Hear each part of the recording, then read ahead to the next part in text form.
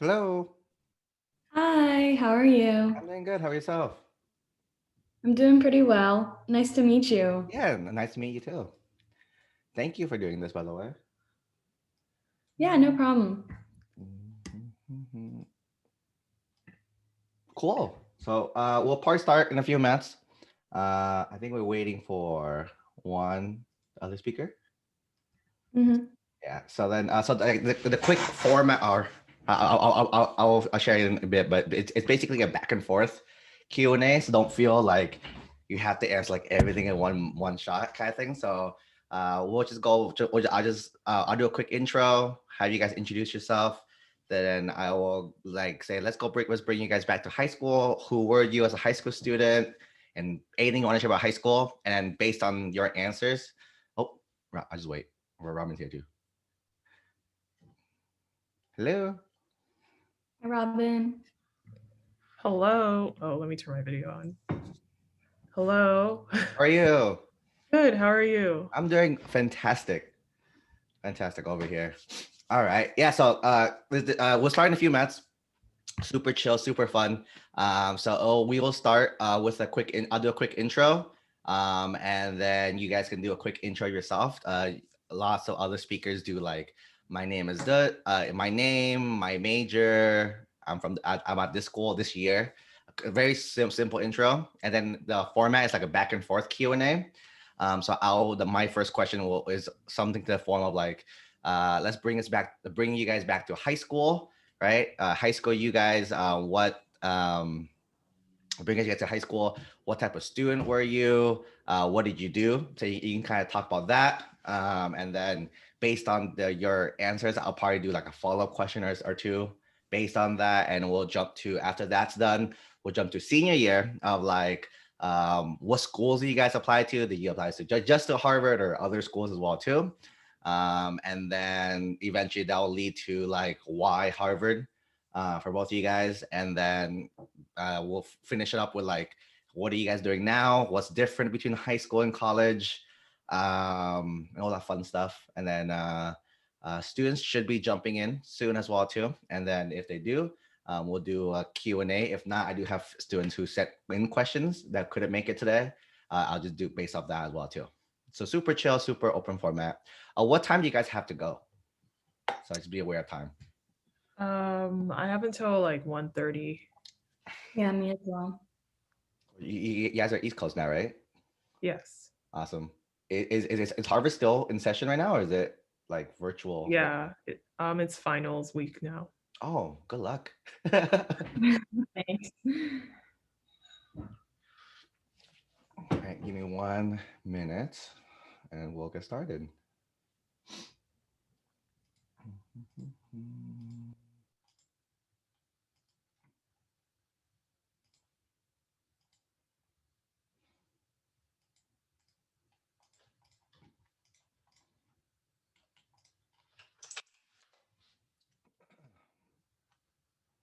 All righty.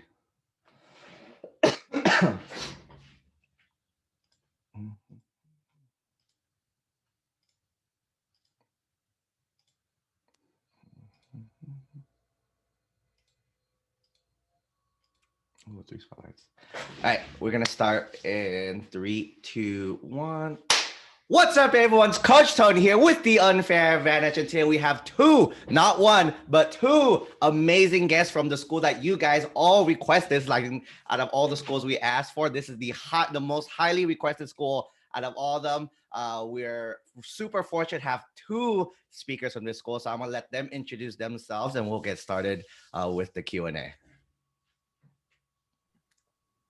Okay, I'll go first. Hi, everyone. My name is Robin. I am from Clarksville, Maryland. I'm currently a junior at Harvard studying statistics and minoring in economics. Um, yeah, Cindy. Hi, everyone. I'm Cindy. I'm also from Clarksville, Maryland. I'm currently a sophomore at the college studying a joint concentration between computer science and archaeology. Super awesome. All right, so let's go ahead and get started. And then I will actually start back in high school. So a lot of the students who are going to be watching this, they're all over, freshmen, sophomore, junior, seniors. So if you guys can start off with sharing about your high school experience of like what type of student were you, how were you academically, what activities you guys did, if you want to share about your high school life. Sure, I can start. So I think in high school, I was a pretty good student in our school standards, but also like I feel like our school, it was pretty easy to get pretty good grades if you knew how to like study and how to complete the course as well. In terms of like extracurriculars and personality, I was kind of like the if I am interested in it, I'm going to try it and I'm going to go for it. I really do things, even now, I still do things like just because I think they're fun. And so a lot of my extracurriculars were just things that I really enjoyed doing. And so I think because of that, I was able to pour more of my energy and passion into them.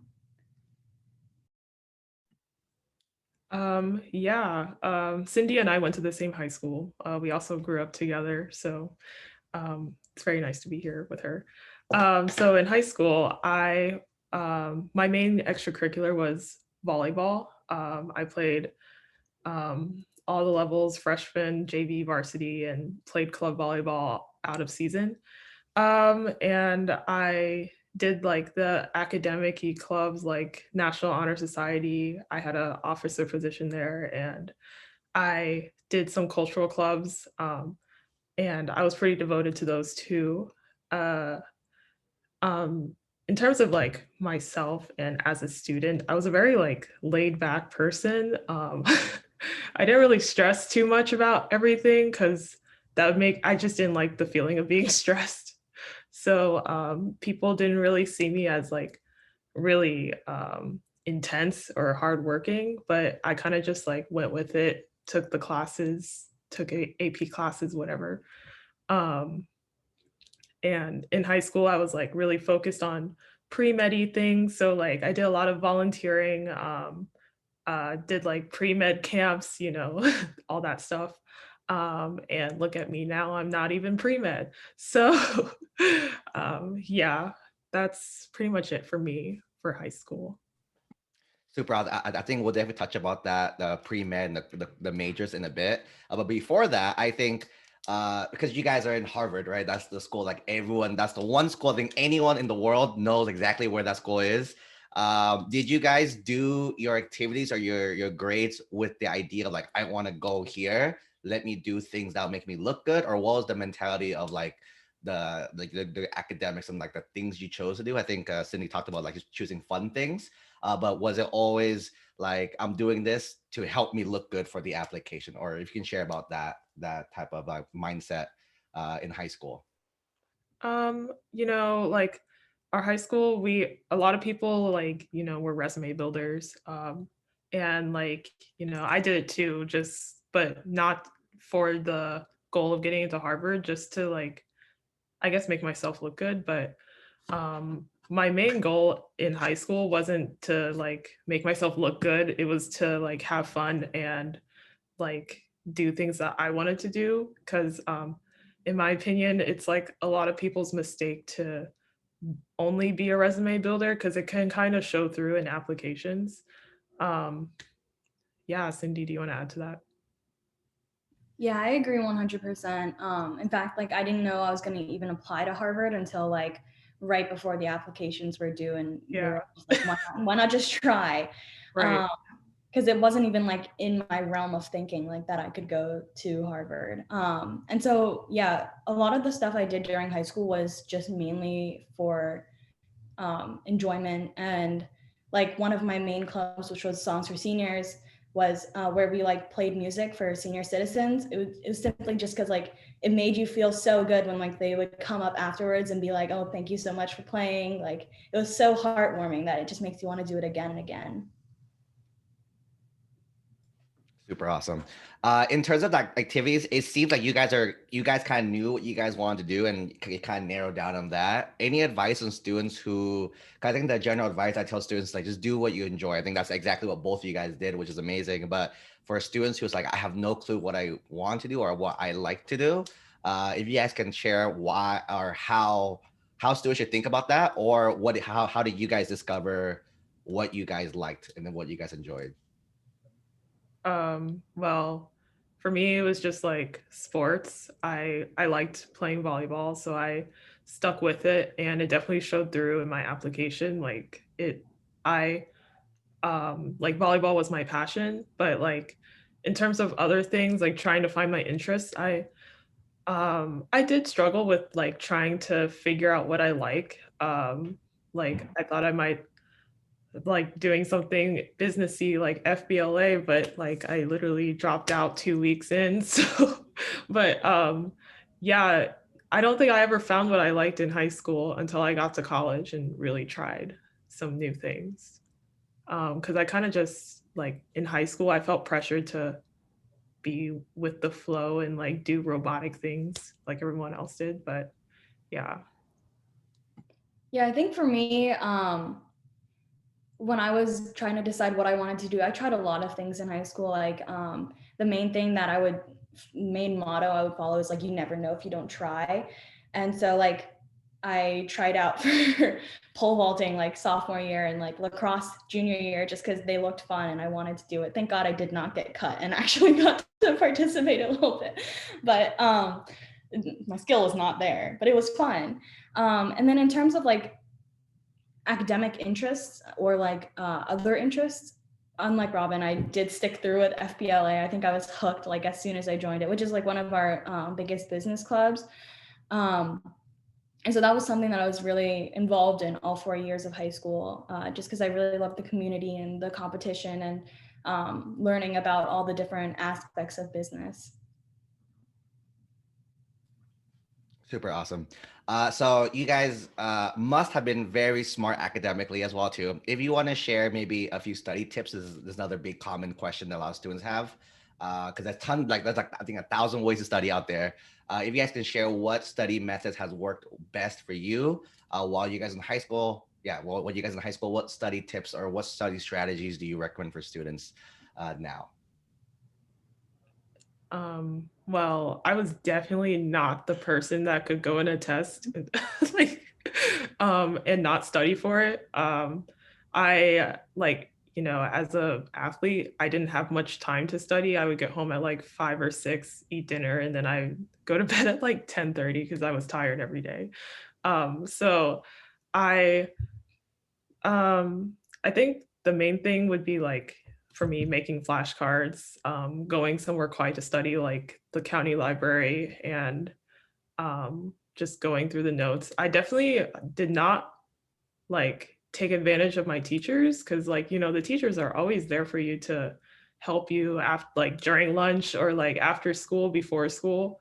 And I definitely wish I took advantage of that because when I did in senior year, like things were better for me. So I definitely would recommend that.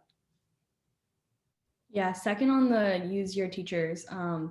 To be honest, I'm not the best test taker, and I'm still not the best test taker. So I'm still struggling with finding study methods that work for me. But I think I've definitely like, even in college, going to office hours, talking with your professors, which is kind of the same as like going in before school and after school and just asking for help on questions you don't know. That's definitely a strategy that works. Also, like personally for classes that involve more like memorization, I think going through and like rewriting my notes in a form of like kind of like a study guide type thing was helpful for me. That's super interesting that you guys both mentioned that you guys are not super strong test takers. I'm pretty sure when you guys apply to Harvard or any all the other schools, the SAT and the ACT was still a requirement for all those. If you guys want to touch upon that of like how you navigate that as well too. This upcoming year to be or and plus in the future, we're not sure. Like things are, it's a weird world now, right? But like for schools that will like continue to look at the SAT, ACT, if you can provide any tips on what you guys did and how you guys went about that whole process. Yeah, I think it wasn't until I got accepted that I truly realized that the scores aren't the biggest thing. Because I think you get psyched out with all the numbers and the number of applicants, and it's like, oh, what if they just skip over me because of my score. But honestly, like, it's not true. I really struggled with the SAT and ACT. But yeah, and not to say that scores don't matter, because I feel like they definitely would help your application a lot. Just that it's not like the main focus. And I think that was made clear after I actually got in with my scores. Yeah, I definitely agree with that. Like it took me until I got on campus to realize that Harvard doesn't take like perfect people. Like Harvard is just, they want imperfect people, they want unique people. And yeah, I definitely struggled with the SAT. Um, and like I studied for literally 3 years. So it was definitely not an easy road, but and like I realized that instead of getting a tutor, independent study was like better for me. And like honestly, it's just like practice, like once you find the pattern and you can identify questions, then you'll definitely like improve. So Awesome. I think that's a huge takeaway as well for a lot of students. I think they think like that's why like for me, I never really ask anybody what their GPA is or their test scores because in the realm of seeing so many students, those two really don't matter, right? It's more of like how you guys best use your academics, how you guys best use your extracurricular activities. So I think that's plays a much bigger role in the admission process than like just pure numbers and pure stats. That's why too. So speaking of stats and all that, let's skip forward to senior year. So you guys are seniors, high school seniors now. What schools did you guys apply to? Like in the beginning of the year, what type of schools you guys were aiming? Was Harvard like your only school, or like what other schools were you guys considering, and kind of why you made those choices? well, I applied to Harvard early admissions. I wasn't expecting much from that. I feel like most of the people who apply don't expect much. Um, but yeah, I applied early admission. I also applied if I could also apply to other schools at the same time, I did. So I applied to like Northeastern and UNC Chapel Hill, University of Maryland, all that stuff. So yeah, I mean, I wasn't expecting much, and I kind of wanted to go to a big state school, to be honest, because I wanted to go to football games and have fun. But yeah, at the end of the day, I chose Harvard just because it's Harvard. So Yeah, for me, I also applied early. And then along with Harvard, I applied to University of Maryland and University of Michigan. Yeah, I was same as Robin. I wasn't expecting much at all. It was just kind of like a why not just like shoot your shot. I was actually planning on like early decisioning to Cornell just because I really loved the campus. I loved the business school, but my parents were like, but it's, binding. So might as well just try it for regular instead and then like shoot your shot. Awesome. Yeah, I think you're the first two that I talked to that like had done their early admissions process. Can you share about that for students of how does applying early, what does that mean versus like applying during the regular season? well, applying early definitely gives you a higher chance of getting in. I think the actually, I don't know the acceptance rate for early admission, but yeah, you definitely have a higher chance. You're the first fresh pool of applicants. So yeah, but just a side note, there is a difference between early admission and early decision. So like early decision is, wait, yeah, actually, Cindy, you want to take this? I Yeah, don't, sure. I don't remember. It's been like 4 years. Yeah, so like early decision is binding, which means if you get in, you have to go.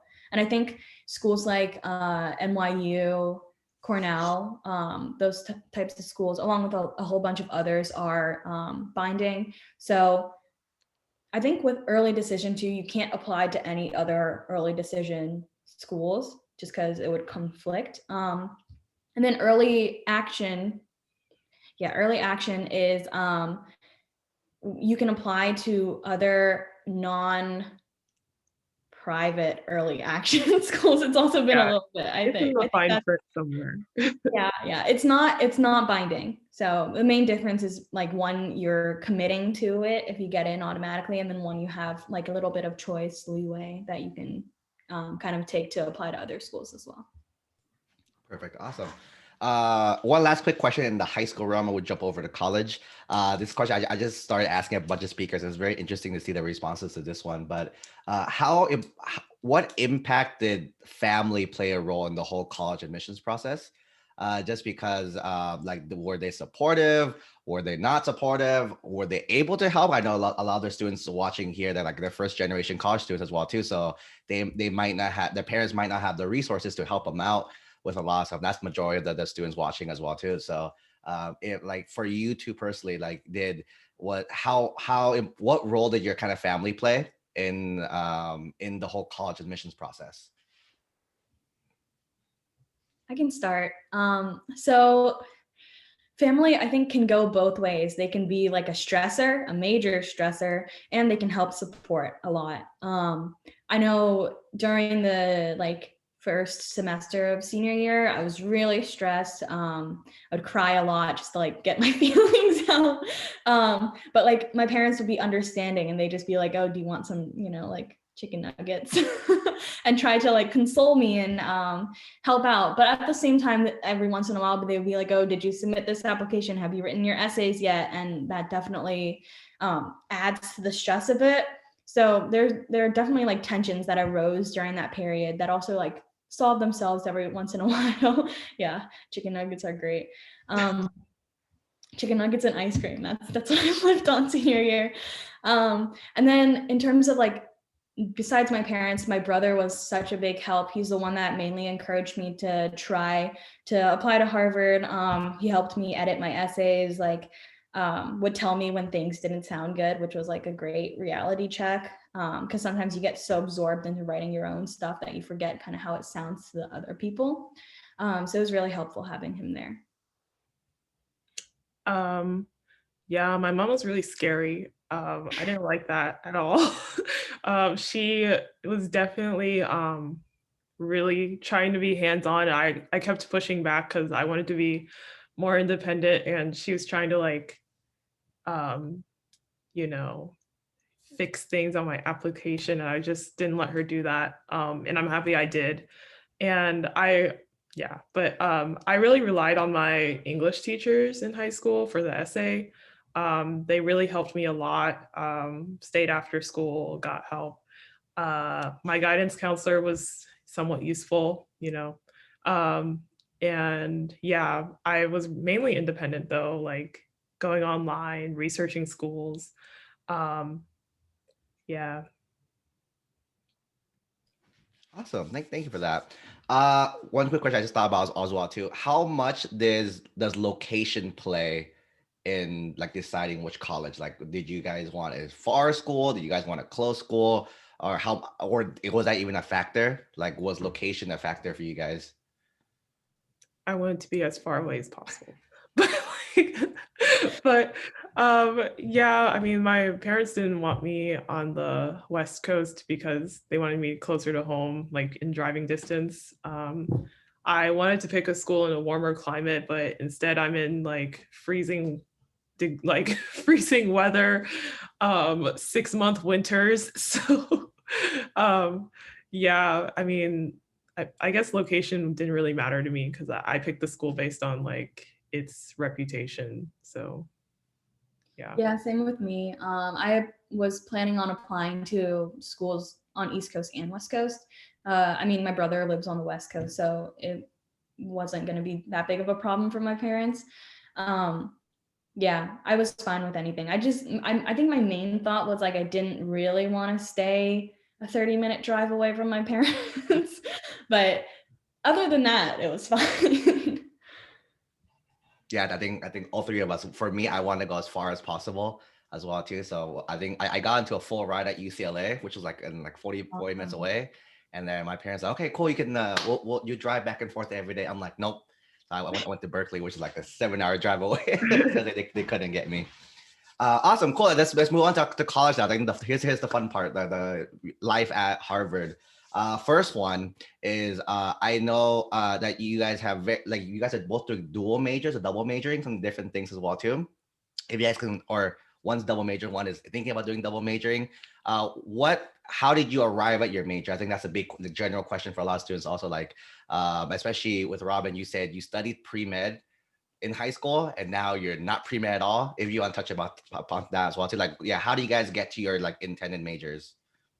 Yeah, when I came to college, I found out that I can be more than just an engineer, doctor, or the president of the United States. So I was just like, oh, there's finance and there's computer science and data science. So I spent the first 2 years exploring. I didn't decide on a major until, um, until like the end of sophomore year.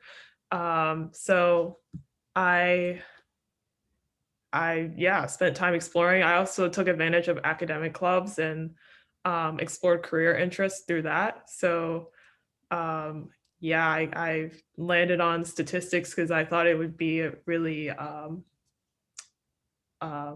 opportunistic. So like there'd be a lot of paths I could take. And right now I'm also hoping to get a master's in computational science and engineering, just to like further my education. And yeah, hopefully that works out too. Yeah, for me, so I'm doing a joint concentration, which is like the version of the double concentration that Harvard has. And it's not, they're always like, oh, it's not a double concentration. They emphasize the joint part because at the end of your senior year, you have to write a thesis that involves both departments. So you can't just focus on one. If you want to do that, they're like, oh, do a secondary, which is like a minor. But for this one, it's really like both concentrations. You're learning from both and you're merging them together. And so mine is between computer science and archaeology. And in high school, I was really focused on business. Like I wanted to go to a business school. I wanted to go to the hotel school at Cornell. But when I came into Harvard, business wasn't really an option because we're so like liberal arts. There aren't many other options besides like the basics. And so I didn't really want to do economics. So I was like, okay, I might like pivot. And so I pivoted to computer science just because my brother is in that industry and like it's, promising work later on. And it was something I was like getting interested in at the end of senior year in high school, or during senior year, I took a couple comp sci classes. And then in first semester, freshman year, I took a general education class that was based around archaeology, and it was so interesting. So I decided to like, just keep going with it. And it was a lot of fun. And right now I'm taking a couple of classes that fulfill the major requirements, and they've all been really great. Awesome, really cool. I have like follow-up questions with both of you guys. So Robin first, you mentioned the master's program. Would that be a master's program that, like you said, you're adding an extra, like I know there's some schools that you add an extra year and you get a master's, or is it like whatever you're doing now and you can apply to a master's program afterwards? I'll be getting like the master's in my senior year, so I would have to finish my stats and ec concentration requirements in the spring, this coming up spring.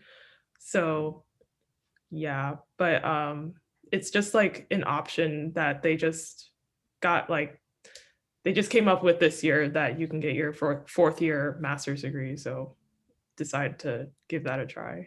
Awesome. And more of a general question for you as well too. And like for students who don't know kind of what the purpose of a master's degree is, like kind of why are you pursuing a master's degree? Or like, basically you're pursuing a master's degree. So yeah, can you share why would someone after bachelor's pursue their master's as well? By pursuing a master's, you can become like more of a specialist in the field. And that would make you more valuable for the job market coming out of school. And Well, that's the reason I'm doing it, but some other people want to do a master's and then get their PhD, go into academia, be a professor, do research. So you can go either way. Awesome, very cool. And for Cindy, I know you talked about joint majors. Is that common at Harvard for people to do joint majors, or is it like a more niche down kind of group? I'd say it's pretty common. Robin, what do you think? Is it? I think it's pretty common. I know a lot of like people in my year doing it. Because like you found, was it archaeology? You found that as an interest, and a lot of people found like music and statistics as an interest, and then they wanted to do a joint, write a thesis. So like a lot of people go that route, I think. Yeah. If you look like in the, we just got, because the sophomores just had to declare their concentrations like about a month ago. And in the anthro department, which encompasses archaeology, almost all of the people like in my grade are double or like joint concentrating in another thing, which I thought was really interesting. But that also kind of skews my perspective because I'm like, oh, all of these people are joint concentrating. But yeah, I guess it is pretty common. It's a pretty nice way of merging two fields that you're interested in. And then I know you mentioned the thesis. Is that like a Harvard specific thing that they're that because you double majoring, or is it like a general like this is like the kind of rule of thumb for stuff like this? I can't really speak upon other colleges, but I think in terms of thesis, like anybody can write a thesis. Um, joint concentrators have to write a thesis. It's just like a paper at the end of the year. Like if you did research, you would probably put that in there. Yeah, things you learned. I think Princeton requires a thesis. Oh, right. Yeah, that's why I didn't go there. Yeah. That was a pretty big deciding factor for me too. Huh, super fun. And I think you guys are touching upon like there's also I think a lot of students are thinking like reasons why to go to a certain school. There's also reasons why you don't want to go to certain schools as well too. And you guys are kind of talking upon that, which is awesome. Next one is more of a general like how is like Harvard or even college different than high school? Like what did you expect moving from high school to college? You guys have both had like several years already in college now. So what would you say like the biggest differences or things you guys had to adjust real quick when going from high school to college? For me, it was definitely independence. Like in high school, your schedule is very structured. You come home, you have a snack, be lazy, then do your homework and go to sleep. But like in college, there's a lot more opportunities. So like, you know, you would have club meetings, like real club responsibilities, go to class, get lunch, and then choose when to do your homework. But like, you know, I kind of struggled with that in the beginning, trying to find like what works for me in terms of like scheduling. Um, yeah, and definitely I'm more tired, and I don't know if that's because of aging or it's just because I'm staying up later to do work. But yeah, I think the workload is also um, different. It's more so, yeah. Yeah, I agree. I think time and time management, and then also independence along with that is probably the biggest difference. Um, yeah, I think also like living in the same place as your friends versus having to like, schedule hangouts and drive to see them. Like when you're at home, it being like, oh, hey, do you want to go grab a meal? Like I'm right outside your dorm. That type of stuff was a pretty big change in a good way, a good change. Also distracting, but a good change. Yeah. Also, like, our school we weren't allowed to pick our roommates in freshman year, Mhm. so it was definitely an adjustment. My dorm had like seven other girls. We were all super different. Like barely had things in common, which was a good thing in the end because we all became pretty good friends. So yeah. Awesome. I think you just got my next topic of dorming as well. I think you mentioned that you don't pick your dorms.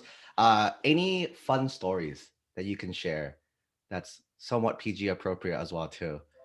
Uh, Yeah. Any fun stories or any stories that stick out to you when you think back? I think for me, like thinking back of like dorming, those are all the crazy memories and the fun memories are there.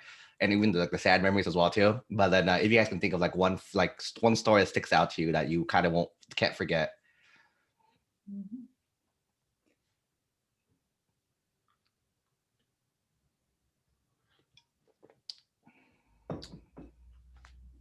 Well, my freshman year dorm, we weren't allowed back on campus. So this semester, only freshmen were allowed back on campus. So sophomores and juniors had to stay home, and seniors.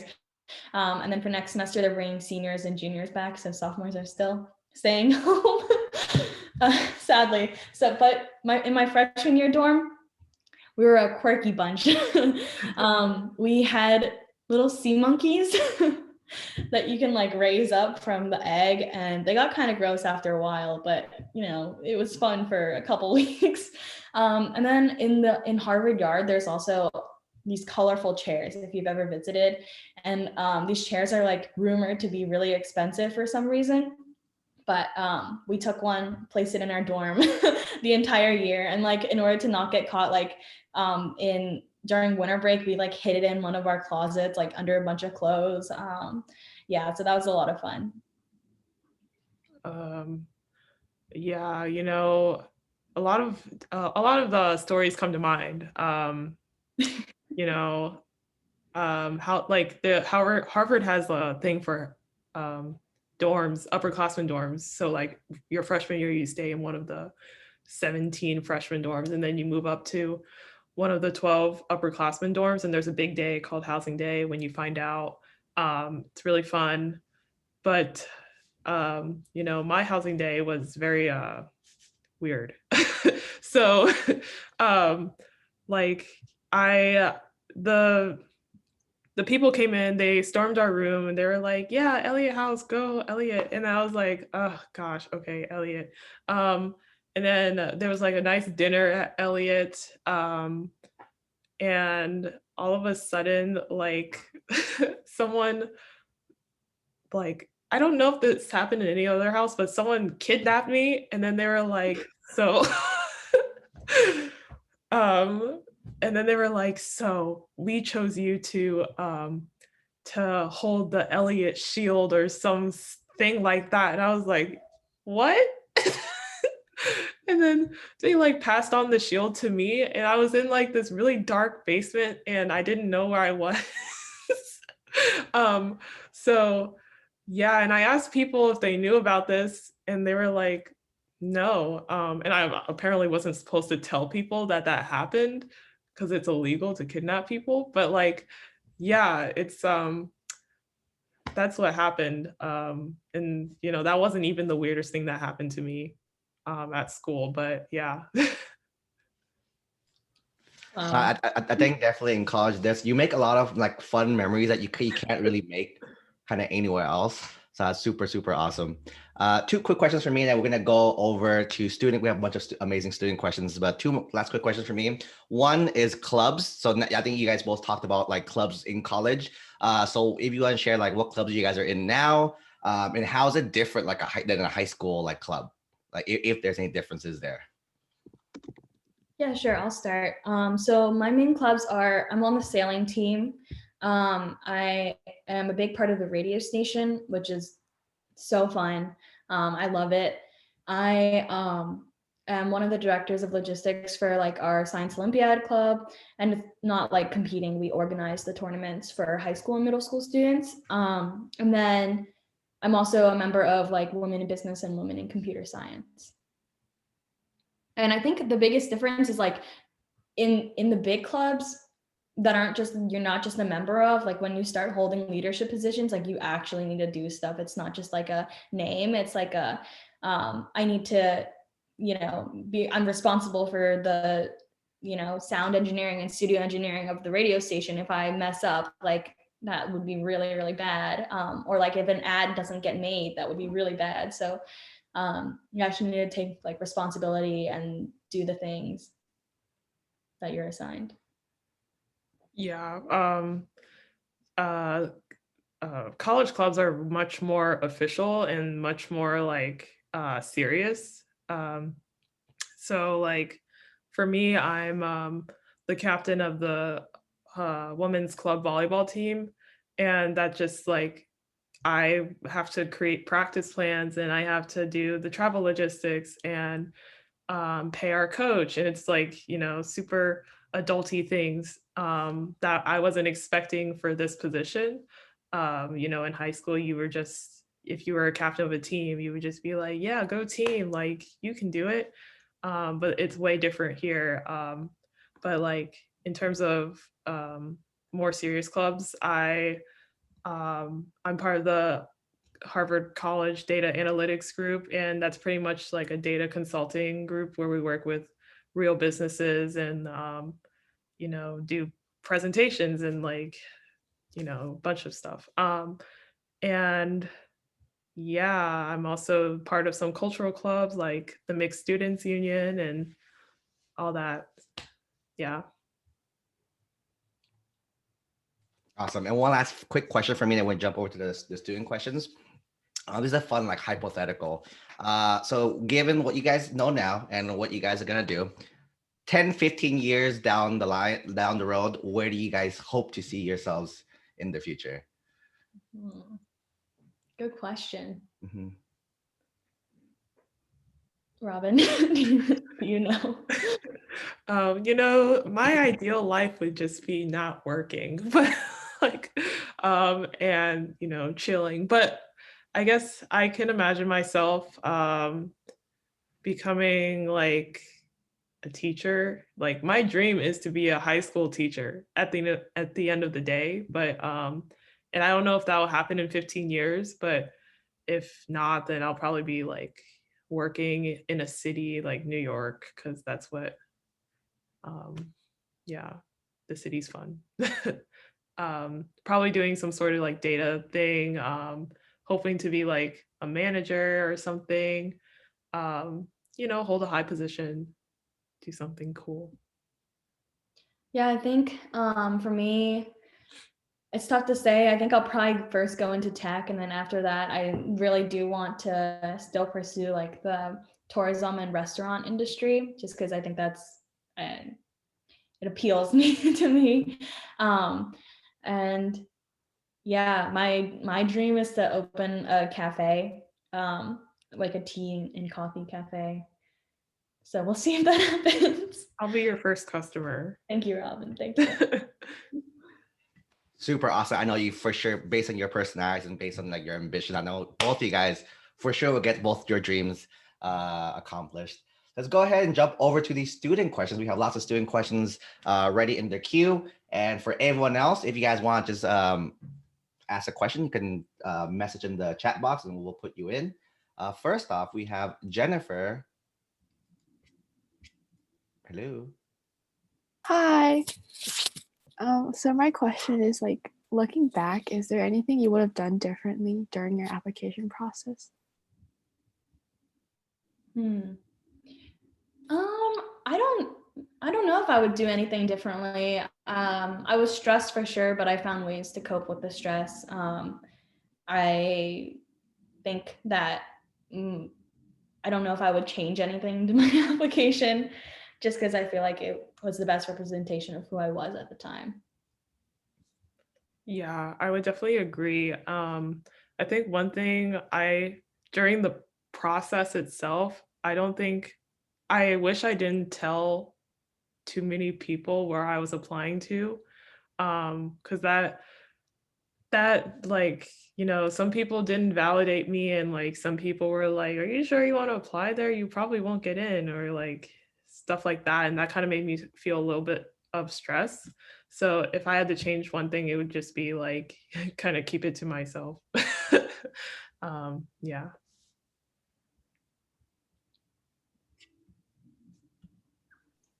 Did you have any other follow-up questions, Jennifer? No, thank you for answering. Yeah, next one we have, is it Manur? Yes. Okay, go ahead, you're live. Hi. I know this is like a pretty basic question, but what part of like your application do you think like helped you get into Harvard mainly? because there's like a lot of, I've asked my counselors and like peers and stuff, and there's like a lot of like, oh, the SAT and stuff like that. Oh, if you don't have like a good college essay, you won't get in and all of that and stuff like that. So what's your like input on that? Oh, do you want to go, Cindy? No, it's fine. You can go. Okay. So I think for me, like the college essay was the most important thing because, it's supposed to say things that weren't in your application, and it could even save your application. Like if you had a um not so great application, like maybe your test scores weren't that high, your essay could really save you. And um, your personality and like even the way you talk really shows through. Like my essay was very concise, very serious, but also like at the end of yeah, I don't know. My essay was not quirky at all, but yeah. I think I definitely agree. The essay is a big part of it. Having a great essay will definitely boost your application. I think also the interview, I think, plays a good amount into it too, just because it's another way to show your personality. That's not just through like your stats or your writing. I think it's mixed how much it actually matters, but I think that personally it was like a great way to connect with someone who went to Harvard and show them like why I am the way I am, kind of.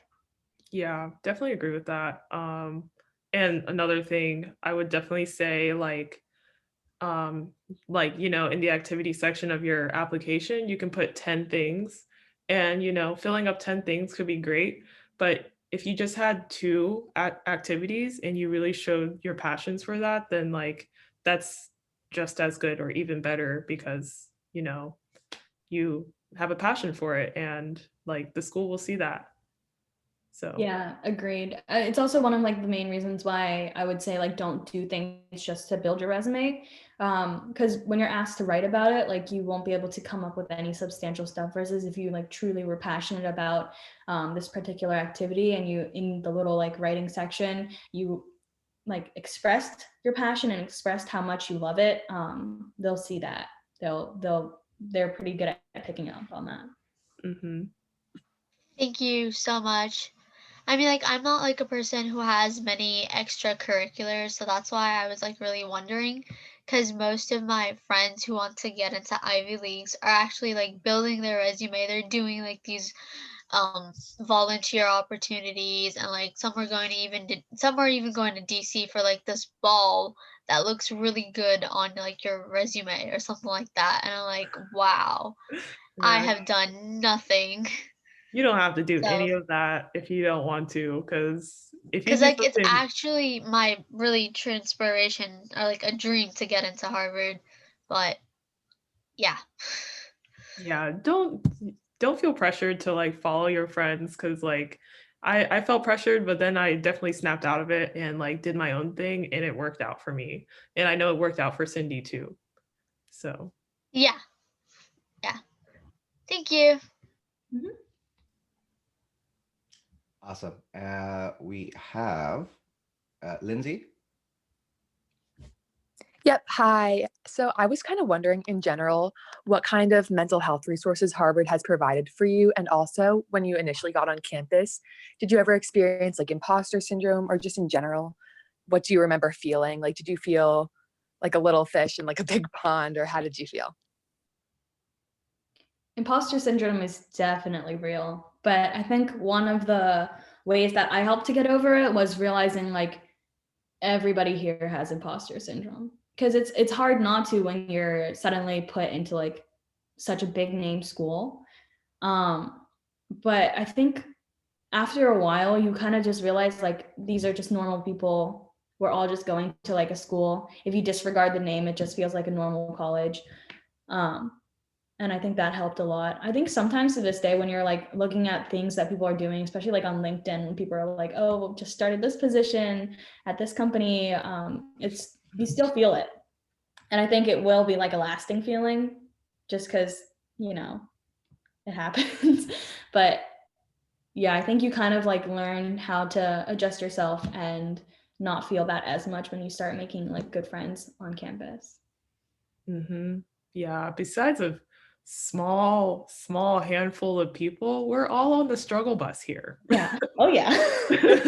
All day, every day. And the thing is, like, one myth is like Harvard is not easy. Like, people think Harvard has this great inflation and but it's definitely not easy, and other schools are not easy either.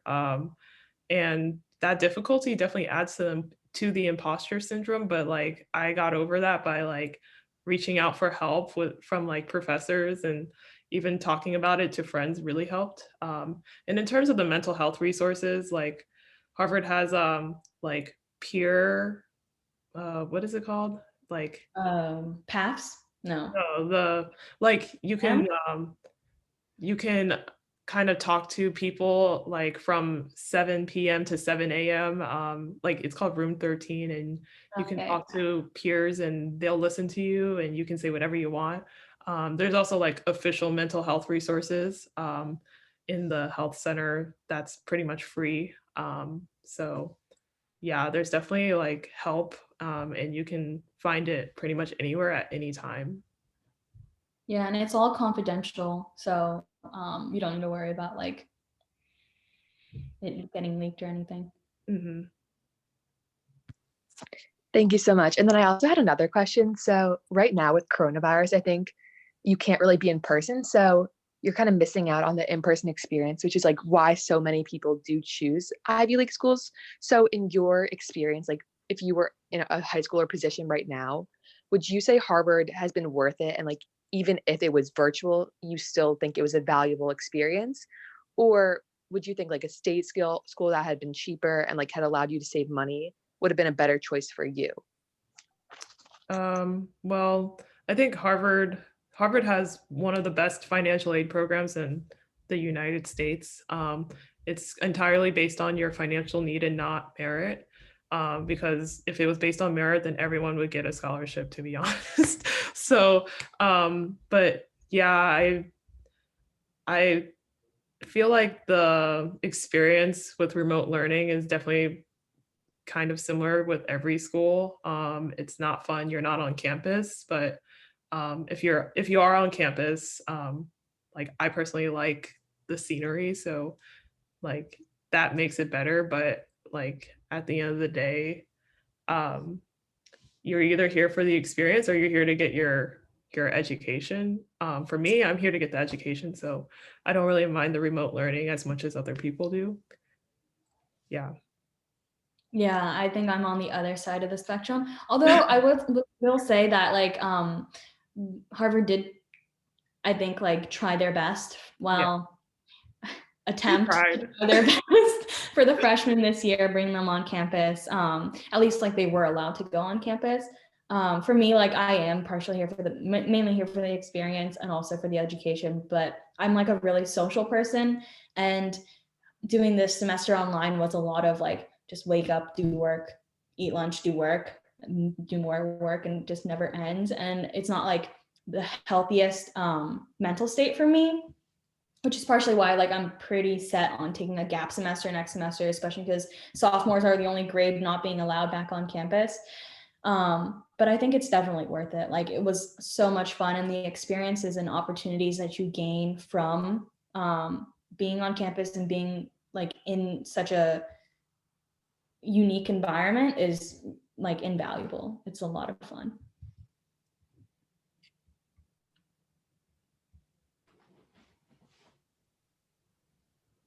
Thank you. All right, we have two last quick people. Manur, you have a few follow-up questions?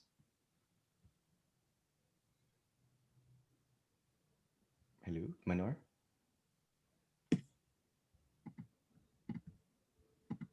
Oh, hi, sorry. No worries. So I had the last question where like I think it was Lindsay.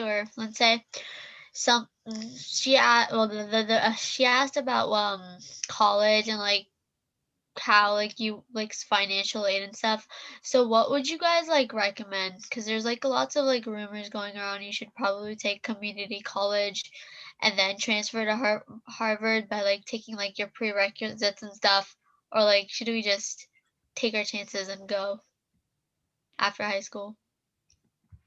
I think the community college is definitely a great option if you're looking to save money, like doing 2 years and then transferring. Personally, I'm on a lot of financial aid from Harvard, which is partially why like I made the decision to go there. So it really just depends on like what you and your family think is best, I think. Yeah, Harvard gave me better financial aid than like other state schools. So, um, like you can go to community college. Like it's definitely nothing's wrong with that. It might be a little difficult to transfer to Harvard because Harvard's a little stingy about Yeah. community college credits or just any college credits. Mhm. So, I think it's way better to spend 4 years at Harvard, at least. It's the freshman experience, the sophomore experience, junior, senior experience. It's different every year. So, yeah. Thank you so much. Awesome. And we have Charlotte. Yeah, so I was just asking, what's like the biggest like stigma or rumor you've heard like before going to Harvard and now you're there, like you can say it's untrue?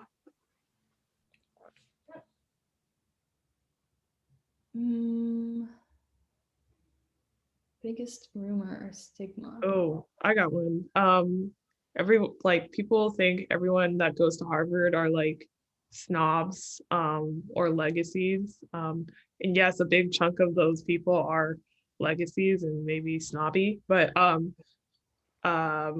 I would say like a lot of people are first gen students. A lot of people are low income students. A lot of people are just normal people.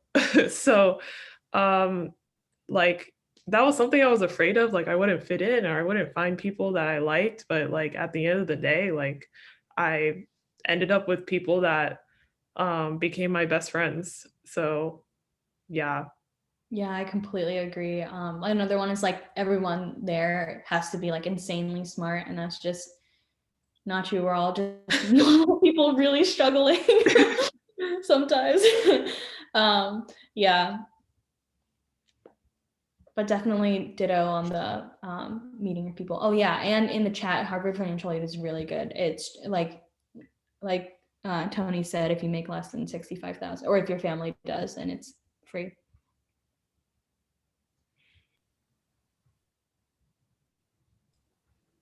Did you have any follow-up questions, Charlotte? No, thank you. Yeah, of course. All right. And I think that's all of our student questions for now. Awesome. One last quick question for you both to kind of close out today. First, thank you for amazing session today. It was super awesome. I'm motivated now to apply to Harvard for something now because of this. Final question for both of you guys. We ask every speaker. This is a very fun question. So since there's two of you guys can either do the same or different. But we ask all our speakers to pick one grade: 9th grade, 10th grade, 11th grade, or 12th grade, and you give that year one piece of advice, either academic or life advice. So you guys can go with that. You can pick a grade: 9th, 10th, 11th, or 12th, and give them one piece of advice. It could relate to school. It could relate to whatever you guys want to make it. So that's a good question. Yeah. I would have to pick my junior year of high school.